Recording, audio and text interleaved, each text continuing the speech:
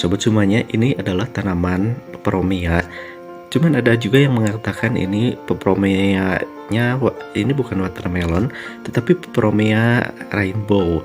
Karena mungkin ya seperti pelangi ya, karena banyak warna di satu daunnya.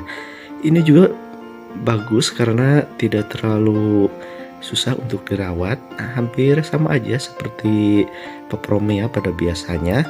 Ini cukup dengan penyiraman yang rutin dan juga media tanam yang poros, dalam artian yang tidak padat sobat semuanya.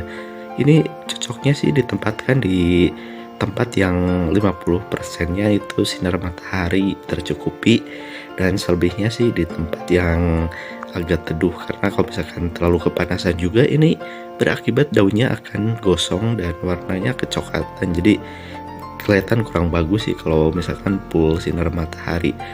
Nah, bagi yang udah kasih subscribe, aku ucapkan banyak banget terima kasih buat sobat semuanya.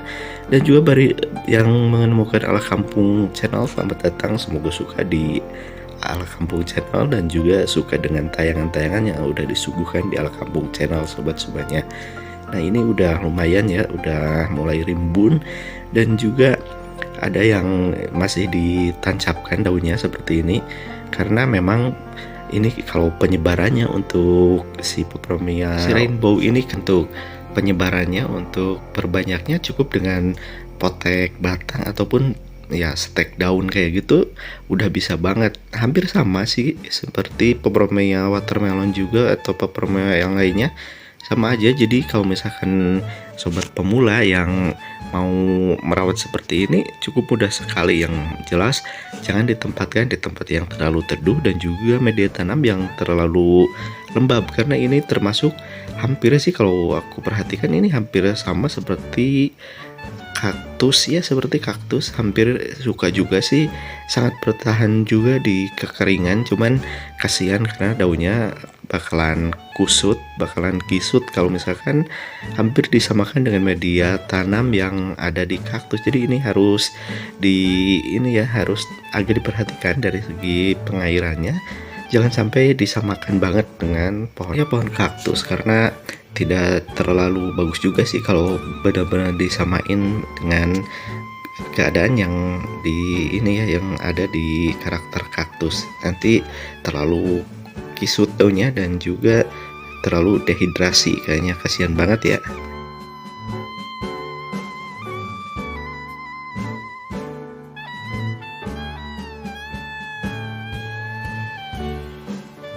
Sebetulnya sih ini daunnya tidak terlalu bagus penampilannya, karena kalau pas beli dulu ini agak merah, cuman kalau di sini lumayan pucat, jadi kurang bagus sih menurutku ya.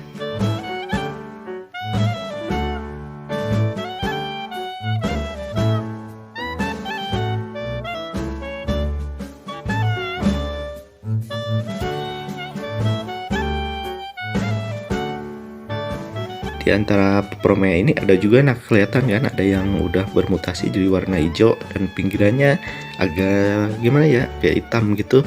Aku nunggu banget nih proses mutasinya, cuman lumayan lambat sih, jadi nungguinnya agak lama. Nah, kalau misalkan yang ini sih udah lumayan sih, pas belinya ini udah hampir mungkin 4 tahunan ada sih ya, cuman tidak terlalu, pertumbuhannya kalau di tempatku ini tidak terlalu cepat, jadi agak gimana ya, agak lambat gitu. Cuman bagus, ini bagusnya dia tahan banget. Nah, ini yang di bawah, daun ini yang di bawah ini sengaja contoh aja buat ini ya sobat semua, jadi gampang mau penyebarannya, mau memperbanyak tinggal potek daun, taruh di media tanam yang ya sedikit lembab tapi jangan terlalu lembab. Nah, seperti ini. Ada juga yang ini warna coklat kayak gini yang mungkin gagal gosong, jadi nggak bakalan hidup kalau udah ini. Biarkan aja, nanti taruh lagi di pot. Ini sebagai pupuk aja sih ya sobat semuanya. Nah, seperti contoh ini ada yang masih bagus dan juga ini ada yang kecoklatan, tapi yang kecoklatan ini hampir mungkin bisa aja hidup ataupun kadang langsung coklat semuanya dan nggak bisa tumbuh sobat semuanya. Jadi kalau misalkan mau memperbanyak peperomia ini sangat mudah ya sobat semuanya, jadi tinggal potek-potek aja daunnya ataupun batangnya dan tinggal ditaruh di media tanam yang baru ataupun di media tanam lama juga bersama indukannya bisa juga. Cuman di video kali ini nggak ada contoh yang masih kecil yang baru tumbuh dari daun, karena pas bikin video ini udah contohnya udah ini seperti ini. Tadinya potek daun juga dan ada yang potek batang juga, jadi sangat mudah ya sobat semuanya. Untuk media tanam sih kalau misalkan yang sederhana pakai sekam busuk juga udah bisa banget sebetulnya.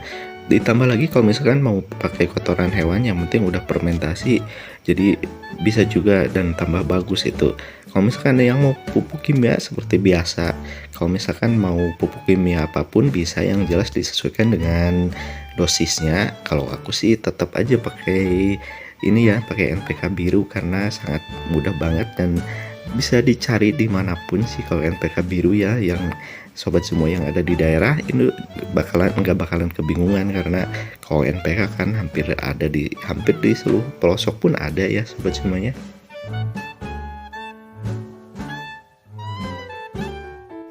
Jika ingin ditaruh di ruangan ataupun di yang tempatnya yang agak tidak tersinar matahari, ya silahkan aja sih, cuman harus ya perhatikan aja selama 2 minggu sekali kasih matahari pagi ya. Jadi harus disinari dulu setiap 2 minggu sekali, nanti bawa lagi ke ruangan tersebut bisa juga, karena hampir kalau diperhatikan ini hampir seperti sukulen ya, hampir sukulen sih ya, seperti kaktus kayak gitu.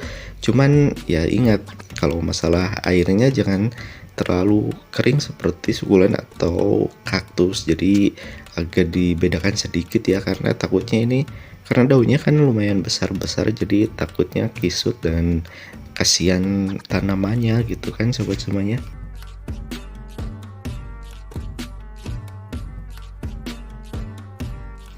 Kalau dari penyakit sih, kalau tumbuhan seperti ini paling yang keseringan sih kalau menurutku ini kutu putih sobat semuanya.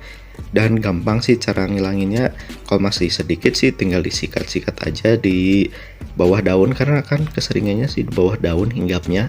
Dan kalau misalkan mau pakai ini, sederhananya sih cucian ini aja, cucian sabun yang buat cuci piring. Nah itu udah ngibrit dan ketakutan si kutu putihnya.